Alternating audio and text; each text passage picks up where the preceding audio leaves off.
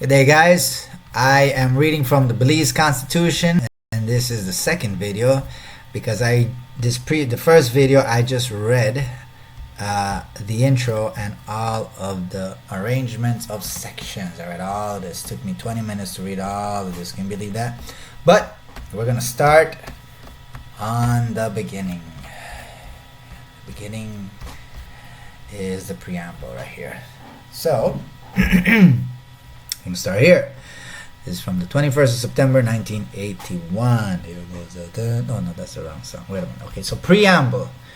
Whereas the people of Belize, this is the people of Belize. This is what affirm that the nation of Belize. It didn't say the state. It didn't say the state. It said the nation of Belize shall be founded upon principles. What's it going to be founded on? What's the principle laws? Principles. That's the principles of natural law, which acknowledges the supremacy of God, faith in human rights. Yeah, well, human don't mean man, but anyway, we'll get into that. Human rights and fundamental freedoms. Faith in human rights and fundamental freedoms. The position of the family in a society of free men and free institutions. So free men, free institutions. The dignity of the human person and this is interesting. The dignity of the human person. They already said men. They didn't say dignity of men and women. Human person, because this word right, these two words right here, make it more. It makes it. How can I say it?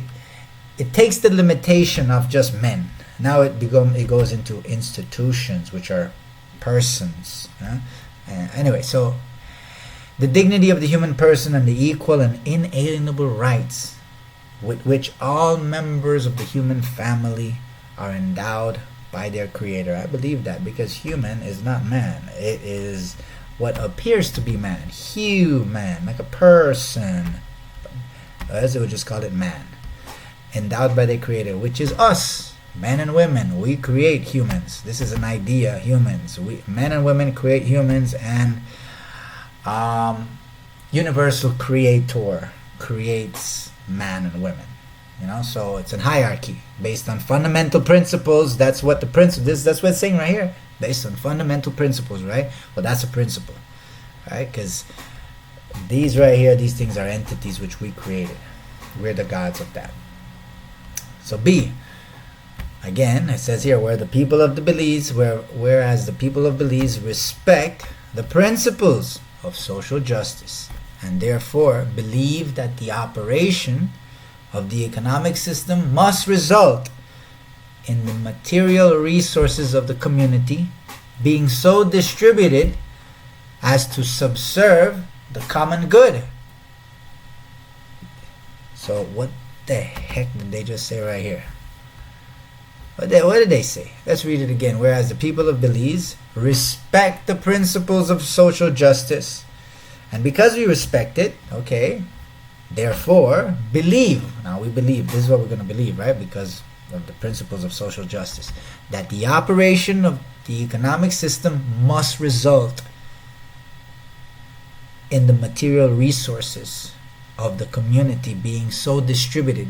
So for us to have an operational economic system, the result of a fully operational economic system must be from the distribution of material resources of the community as to subserve the common good. What is subserve? Right? Subserve means it's to serve, no? Wait a minute. What is subserve? What is that? What's that word? Let's see. It says to help, to further, or promote. You see? So the distribution of material resources is to help, to help in the economic system. The common good. That there should be an adequate mean of livelihood for all. For all. So we're supposed to distribute the material resources of our community so that there should be adequate means for and livelihood for all. That labor should not be exploited. Shouldn't exploit labor, meaning the time and energy of man and woman, or forced by economic necessity to operate in inhumane conditions, but that there should be opportunity for advancement on the basis of recognition of merit. Right? Should be able to grow in the economic ladder by basis of having some form of merit, right? Being recognized. The ability and integrity, that equal protection should be given to children regardless of their social status, and that a just system should be ensured to provide for education and health on the basis of equality. So this is just one sentence, man. It's not even done yet. Yeah, this is one sentence, alright. But it says a lot. Another thing, whereas the people believe that the will of the people shall be from the basis of government in a democratic society. Oh man, communist society, in which the government is freely elected. Oh yeah, freely elected upon $50 to $100, buying the votes, by universal adult suffrage, and in which all persons may, to the extent of their capacity, play some part in the institutions of national life, and thus develop and maintain due respect for lawful constituted authority. Lawful constituted authority. Yes, that's true. They get the authority so long as they use that authority for the benefit of the people, because it says it right here. It's to uphold an economic system so we can, share the materials of the community and distribute it so it can serve a common good. We'll get into that later, you see. Whereas the people recognize that men, see, now they say men, and institutions, see, institutions. Let's look it up. So this is Black Law's Dictionary. Let's see if we get second edition. Institution. Let's see if this can give us a definition. Where is it? Okay, let's come on here. The legal definition of institution as per. Okay, hold on. Stripping. Legal definition. Institution.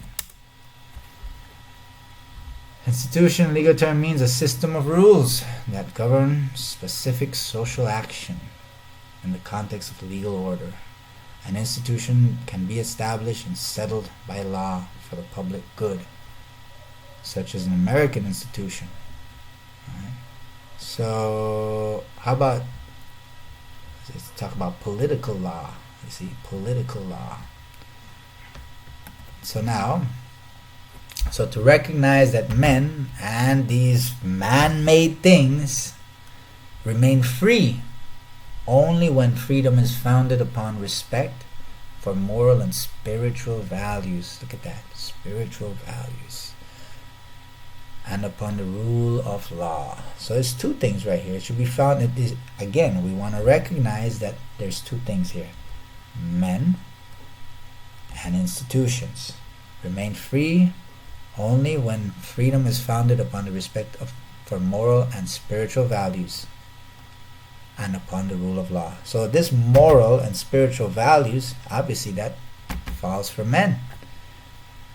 Institutions don't have morals and spiritual values, but institutions are governed by the rule of law. So you see how this Constitution is mentioning parties, that there's men and women, there's the institutions that will be utilized by the public trustees. So these are founded on two separate laws.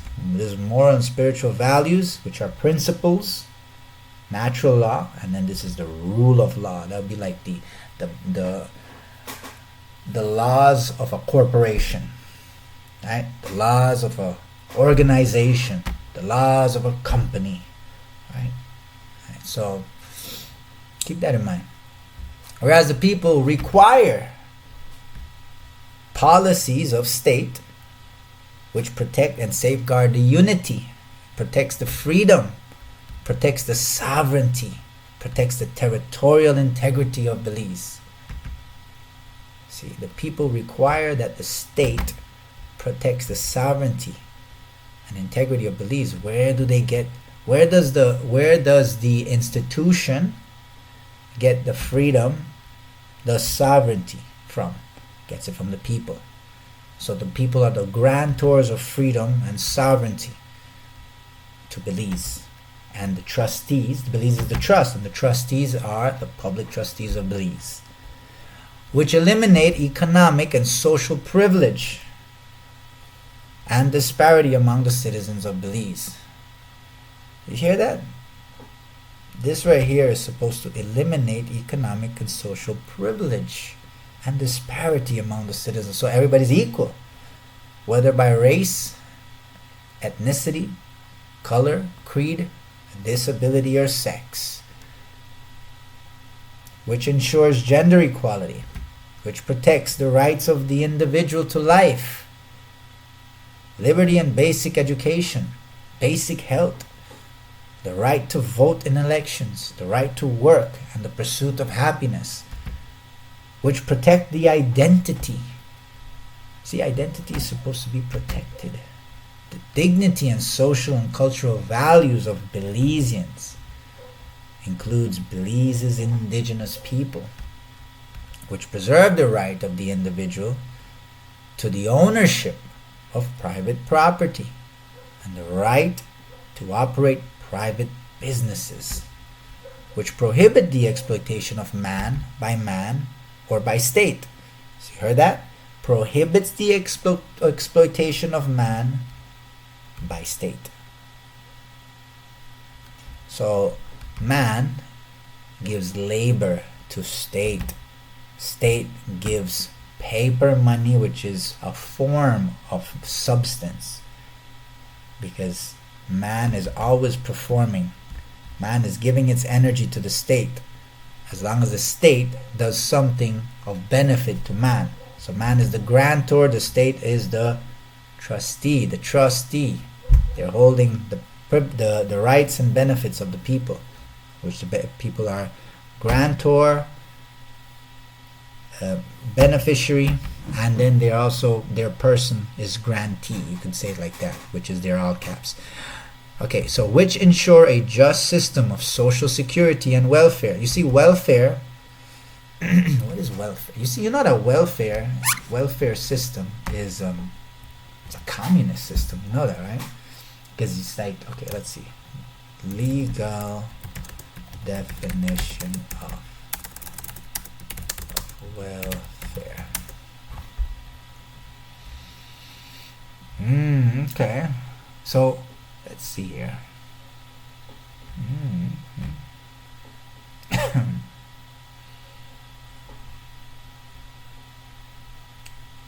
Government support for members of society who are disadvantaged.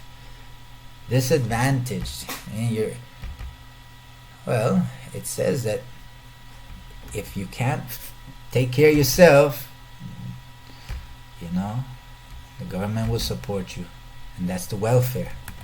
And eventually that may lead to what is known as communism, because everybody's just giving everything to government, let government take care of everything.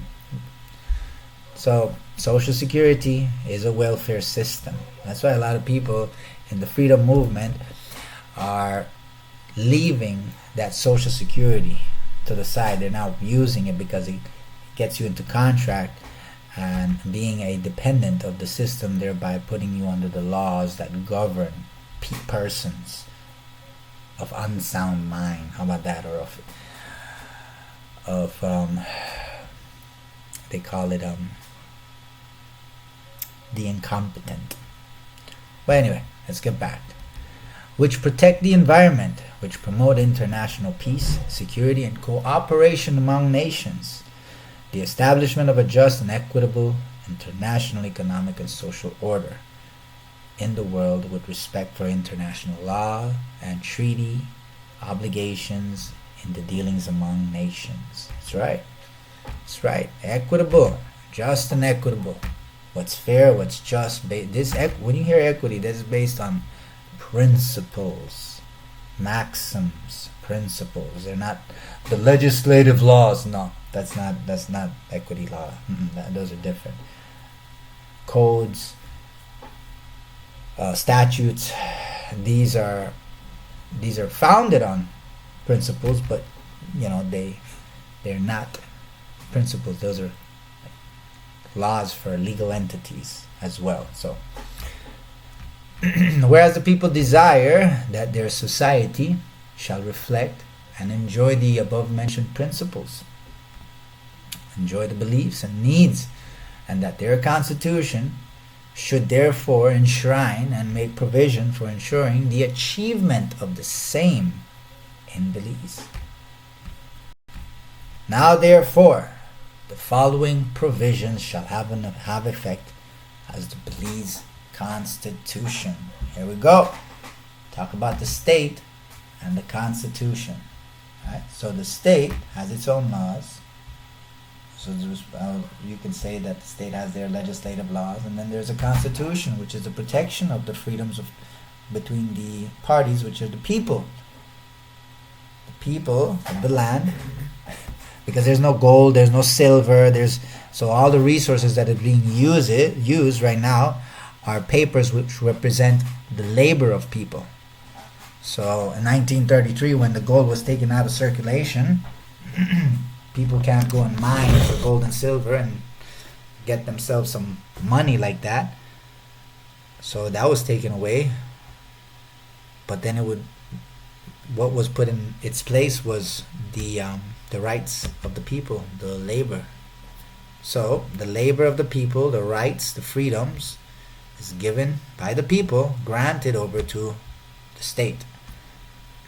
So it says here, the Belize shall be a sovereign democratic state of Central America and the Caribbean region.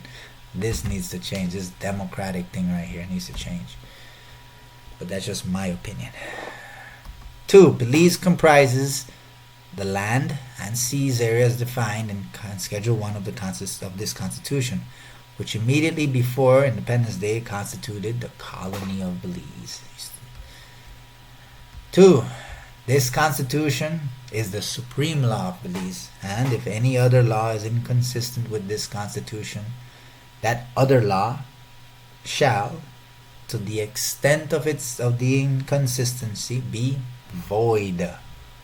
So this Constitution is a supreme law, meaning that we need to learn this Constitution to learn how to use the supreme law. So 2. The words other law occurring in subsection 1 do not include a law to alter any of the provisions of this Constitution, which is passed by the National Assembly in conformity with Section 69 of the Constitution. What is it saying? It says the words other law that is happening in this subsection 1 right here, which I believe this right here, right? Because it's talking about other law right here. It says above, do not include a law to alter any of the provisions of the Constitution. So if there's another law, somehow, some way that alters this Constitution, well, that right there, this other law does not include that. So what does it mean? So what does that mean? This Constitution is a supreme law of the land, it says here, and if any other law is inconsistent with this, it shall be made void. Okay, but what other law is? Well, it says the words other law is above, do not include a law to alter any of the provisions of this Constitution, which is passed by the numbers. So this is a little bit confusing sometimes if you really think about it. The words other law occurring in subsection 1 above do not include a law to alter any of the provisions of this Constitution. Okay, we're gonna let that marinate or something. Okay, so part 2, protections of fundamental rights and freedoms. Okay, this is a very interesting one. It says here, whereas every person in Belize, listen, person, remember person, it does not include I mean, it is not limited to man and woman. It implies that, but it means things, these entities that are created in Belize. These things that are created in Belize, like governments, like corporations, they are entitled to the fundamental rights and freedoms of the individual. Meaning that these legal entities that are created upon certificates, these entities, these personalities, these persons are entitled to the fundamental rights and freedoms that we the people give them. So we can convey rights to these persons. That is to say, it says right here, the right. We can convey whatever is race, place of origin, political opinion, color, creed, or sex, but subject to respect for the rights and freedoms of others and for the public interest. See, so then there's the public interest as well. So it is all about respect and agreement between the parties. It says to each and all of the following, namely. So this is now talking about the rights that the individual can convey over to the persons, no matter what this person is, to life, to liberty, security of person, right? And the protection of the law. You see, it didn't say protection of the Constitution, protection of the law. See, now you start to talk about the law, other law. See right there? So it's just for you to think about it, right? I'm not concluding anything here. Just think about these things here. Don't let it slip up like that. B, freedom of conscience, of expression, and of assembly and association. Protection for his family.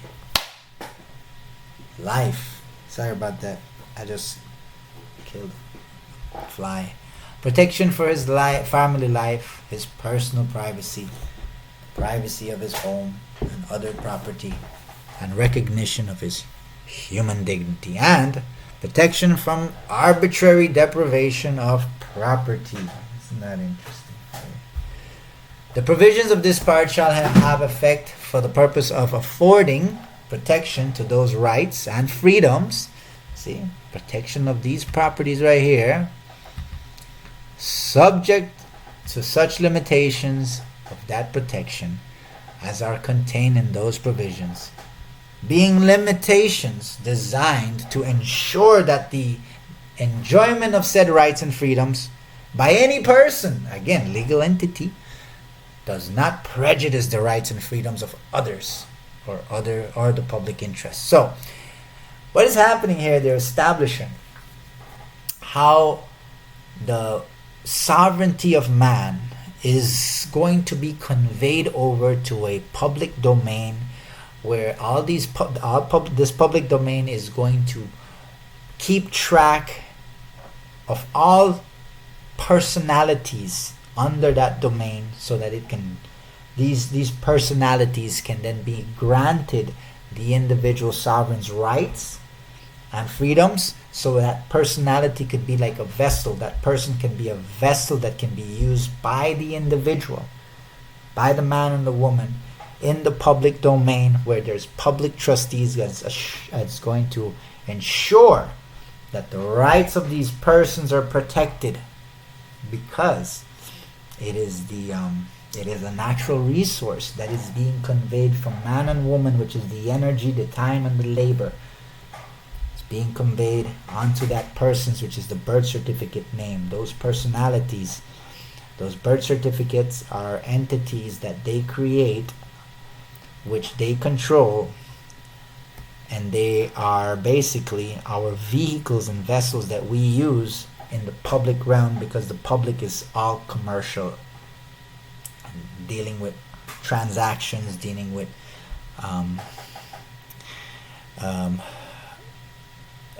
trade, transfers, exchange, such and so forth. So this is what when you look at it as trust, as the Constitution being a trust agreement, and you look at the corpus being the thing that is being entrusted for the protection who's granting it, then we understand this Constitution to be something more than just for persons. And we can separate persons from man, individual, and we can understand the distinctions between these entities and not be so confused, because they tend to write these things in very confusing fashion. So, protection of life, right of life. Number 4, a person shall not be deprived of his life intentionally, save in execution. Wait, a person shall not be deprived of his life intentionally, save in execution of the sentence of a court in respect of a criminal offense under any law of which he has been convicted. Intentionally, save in execution. I don't understand what this is strange. A person shall not be deprived of his life intentionally, okay, save in execution of the sentence of a court in respect of a criminal offense under any law which he has been convicted. I don't know, man, that's a little bit confusing, but okay. This word right here throws it off. 2, a person shall not be regarded as having been deprived of his life in contravention of this section if he dies as a result of the use, as a result to such extent and in such circumstances as are permitted by law, of such force as in reasonable justified. So as you can see, this language right here is what you call legalese. This sounds like retarded people wrote this. Sorry, no offense to people identified as retarded, but it's just, this right here is written in a form that's very confusing. It's called, what is it called? Embedded. Something's I have the article right here. Maybe I do, maybe I don't. Let me see if I can find this article. MIT, there you go. See right here, MIT study explains why laws are written in incomprehensive style. The convoluted legalese used in legal documents. See, they get into it. It says MIT cognitive scientists believe that they have uncovered the answer to that question. Just as magic spells uses special rhymes and archaic terms to signal their power, the convoluted language of legalese acts to convey a sense of authority, or retarded authority. In a study appearing in journal, okay, so here it is. See, where is it? Hold on. Center embedding. It says here that analysis revealed that legal documents frequently have long definitions inserted in the middle of sentence, a feature known as center embedding. Linguists have previously found that this kind of structure can make text much more difficult to understand.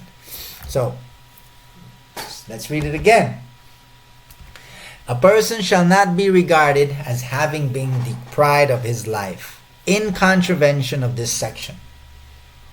So what is it saying? It says a person shall not be regarded as having been deprived of his life. So if he says, I'm deprived of my life, and it says, well, if it's in contravention of this section, is if he dies as a result of the use to such extent and in such circumstances as are permitted by law, of such force as is reasonably justified. And then here you go, he starts with this stupid center embedding. As for the defense of any person from violence or from the defense of property, in order to effect a lawful arrest or to prevent the escape of a person lawfully detained for the purpose of suppressing a riot, insurrection, or mutiny. So you see these right here, this right here, the only people who do these right here are public officers and public trustees. Well, mainly because they're the ones being called to defend a person from violence, for being to defend someone from their property, or to call the police, right? Or in order to effect a lawful arrest or to prevent the escape of a person. These are police officers. So they're talking about this again. See, a person shall not be regarded as having been deprived of his life if he volunteers to do these things here. You know what I mean?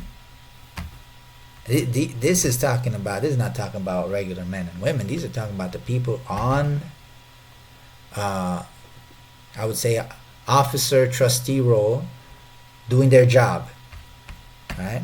And in order to prevent the commission by that person of a criminal offense. Again, this is all public persons, public officers. It has nothing to do with we the people.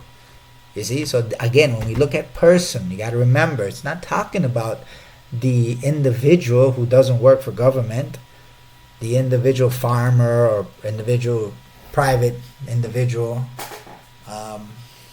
This talking about public trustees right here.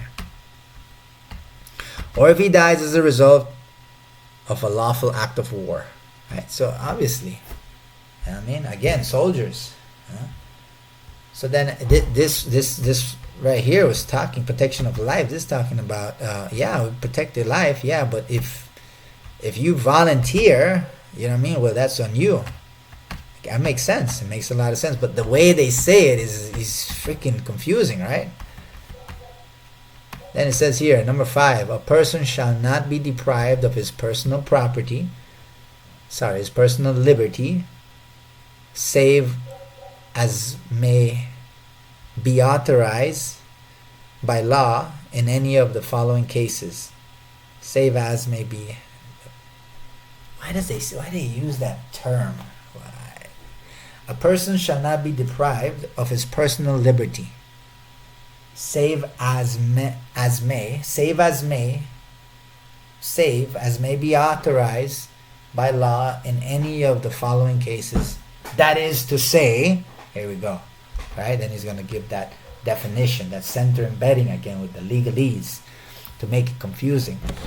In consequence of his unfitness to plead to a criminal charge, or in execution of the sentence or order of a court, whether established for Belize or some other country in respect of a criminal offense of which he has been convicted. This is going to be under the Debtors Act. We can read that later, the Debtors Act. And then it says, in execution of an order of a Supreme Court or a Court of Appeal, punishing him for contempt of the Supreme Court or the Court of Appeal or of another court or tribunal. Again, this is... Anyway, it's talking about the persons of which we the people can volunteer to be, right? In execution of the order of a court made to secure the fulfillment of any obligation imposed on him by law. Obligation, that's trusteeship. Obligation, you accepted a benefit, privilege you were obligated to perform, imposed by the contract, by the law. Or for the purpose of bringing him before a court in execution of an order of a court, upon a reasonable suspicion of him having committed or about to commit a criminal offense under the law. And remember, criminal offenses are basically offenses against the king. Now, you'll read that later on, you'll see. Anyway, under the order of a court, or with the consent of his parent or guardian, for his education or welfare, during any period ending not later than the date when he attains the age of 18 years. G. By the time you reach here, you have already forgot what the heck they were talking about. A person shall not be deprived of his personal liberty, save as may be authorized by law in any of the following cases. So none of these cases you should be deprived of your personal liberty. Because that's what it's trying to say. For the purpose of preventing the spread of an infectious disease. Wait a minute. So, a person should not be deprived of personal liberty, save as may be authorized. Let's save as may. Let's look this up. Let's ask ChatGPT. What the hell is going on here? Let's see. ChatGPT. Smart guy. Hey, Chat. What does this term mean? save, what is it called? Save as may be authorized. Save as may be authorized. The phrase save is a formal or legal expression typically used in contracts, regulations, or policy. It means that an action or expectation is allowed, but only if it is explicitly approved or authorized by a specified authority or under certain conditions. In simpler terms, it implies that the standard rule applies unless a special permission is granted. For example, in a policy about employee conduct, see, again, it's talking about policies, man, and employees. It might say employees must adhere to office hours, save as may be authorized by their supervisors. This means that employees are generally required to follow the office rules, but they can be allowed to adjust their hours if their supervisor grants them permission. Oh, okay, so unless you're given permission, you know. So this makes more sense. Sorry, excuse me. So a person shall not be deprived of his personal liberty, save as may be authorized, unless he's given permission by the law in any of the following cases. See, they could say that. They could say that, but no, they want to put this save as may. They could say, unless you get special permission, by somebody authorized by law, then in consequence, then it makes more sense. So then, for the purpose of preventing the spread of an infectious disease, okay, in the case of a person who is or is reasonably suspected to be of unsound mind, see, there you go, that's where they try to get us, as unsound mind. If they determine a man or a woman of unsound mind, boom, personal right shall be deprived. You can deprive someone's personal rights because they're given special authorization if it's declared that the individual is of unsound mind or addicted to drugs or alcohol.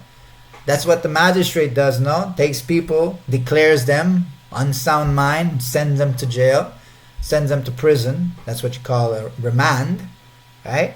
Because they're going on these assumptions that we're of unsound mind and they could deprive our liberty. See? Personal liberty. There you go. It's not and it's the person, it's the birth certificate, but we pay because we're taken, our body is taken. For the purpose of preventing his did I finish this right here? In the case of a person who is or is reasonably suspected to be of unsound mind, addicted to drugs or alcohol, or vagrant, for the purpose of his care or treatment or the protection of the community. You see, for the protection of the community, they can say no freedom, no protection of personal liberty. No, none of that. They just got to declare you under these things right here. For the purpose of preventing his unlawful entry into Belize, they can take away your personal liberty. Or for the purpose of effecting his expulsion, extradition or other lawful removal from Belize. Or for the purpose of restraining him while he is being conveyed through Belize in the course of his extradition or removal as a convicted prisoner from one country or another. So basically, they're just outlining all the ways that an individual can be deprived of personal liberty through his person, right?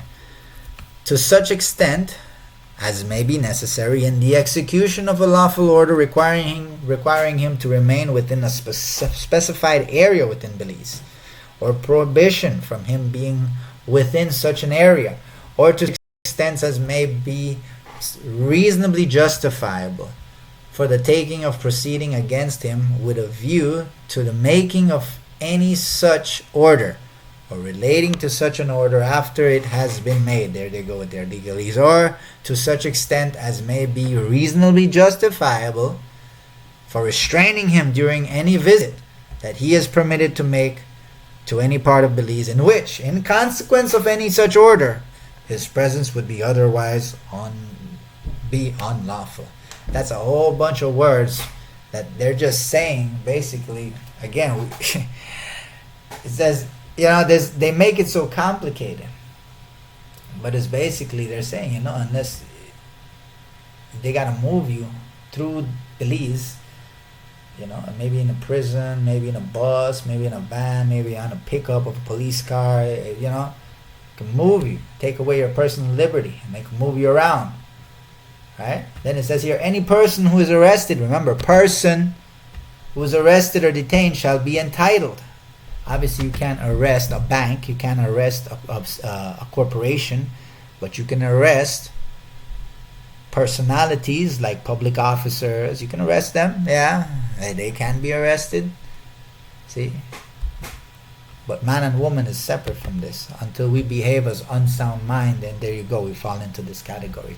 It says, any person who is arrested or detained shall be entitled to be informed promptly, and in any case no later than 24 hours of such arrest or detention in a language he understands of the reasons for his arrest or detention. This is the thing. If they're using legalese, then technically it's a language that people do not understand. That's the language they use in the legal system. When you sign those bail bonds, it's legalese. People don't understand it, but this is what's happening. They say none in any language you don't understand. And they admit it. Legalese is not understandable by the layman. So this is already in contravention of what this right here, 2A, 2B, no 2A, just to arrest people and then just have them sign a bond and have to release them, ask them to come back. They already entered into a contract in a language that they don't understand. It should be vitiated and void. But anyway, let's move on. We're learning. B, to communicate without delay in a private and in private with a legal practitioner of his choice, and in the case of a minor, with his parents or guardian, and to have adequate opportunity to give instructions to a legal practitioners of his choice. Without delay, to communicate without delay. Hear that? Without delay. C, to be informed immediately upon his arrest of his rights under paragraph B of this section, under paragraph B, which is to communicate without delay in private with legal practitioner of his choice.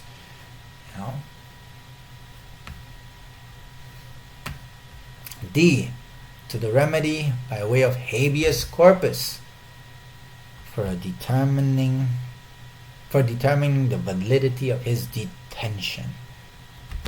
Again, man, once you learn what these things are, this is to bring the body forth and question the subject matter.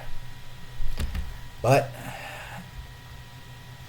this happens all the time. They always go against this, but this is why we're learning what all this means. To any person who is arrested or detained, again, any person, didn't say any man or woman, said any person, for the purpose of bringing him before a court in execution of an order of a court, or upon reasonable suspicion of his having committed or being about to commit a criminal offense under any law, and who is not released, shall be brought before a court without undue delay, and in any case not later than 48 hours after such arrest or detention.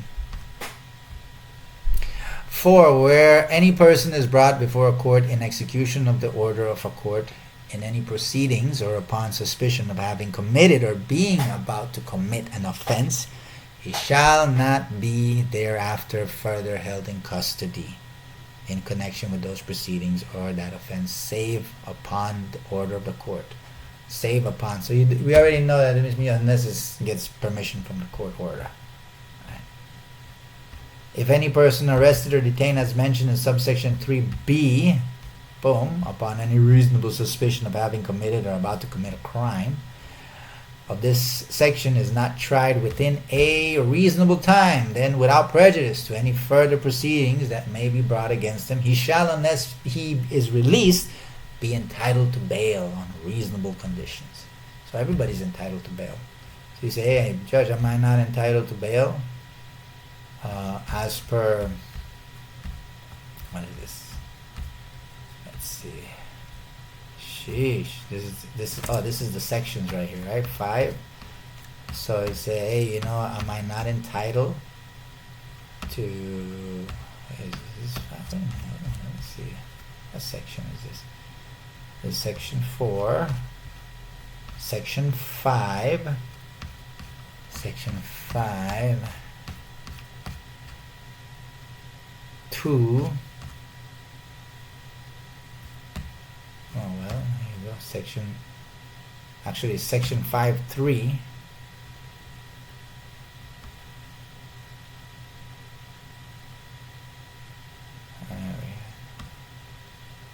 Upon suspicion of committed crime shall be in custody and proceeding order to court.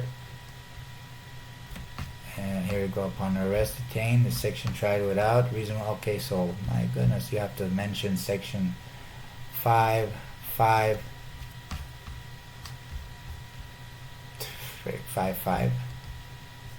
Section 5, yeah.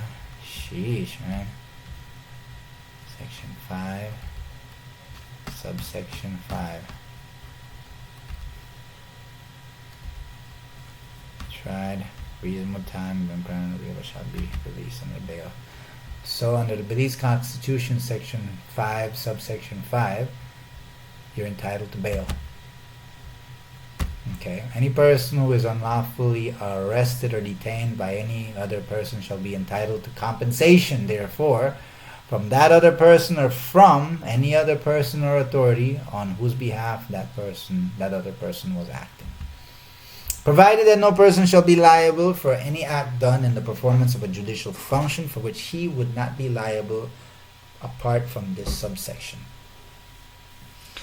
You see, once you start breaking this down, you start to question, wait a minute, what are they trying to say right here? Because they're coding stuff in here, man.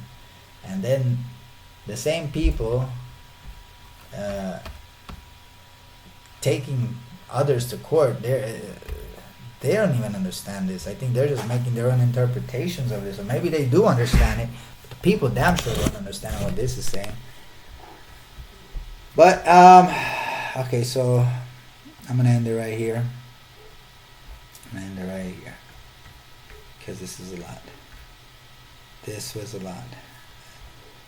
Alright, so I'm going to just read this, and that's it. Until next time.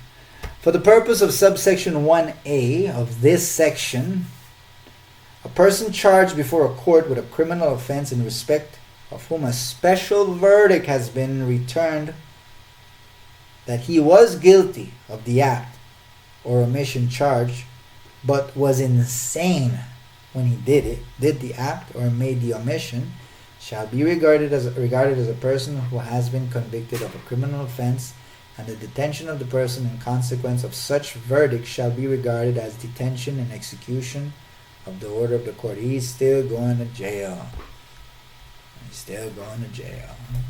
Even if he's crazy. I guess that's what they're saying. So, I ended with all persons are equal before the law and are entitled without any discrimination to the equal protection of the law. That sure sounds beautiful. And damn sure is not happening. That's where we're going to end it. Anyway, guys, peace and love.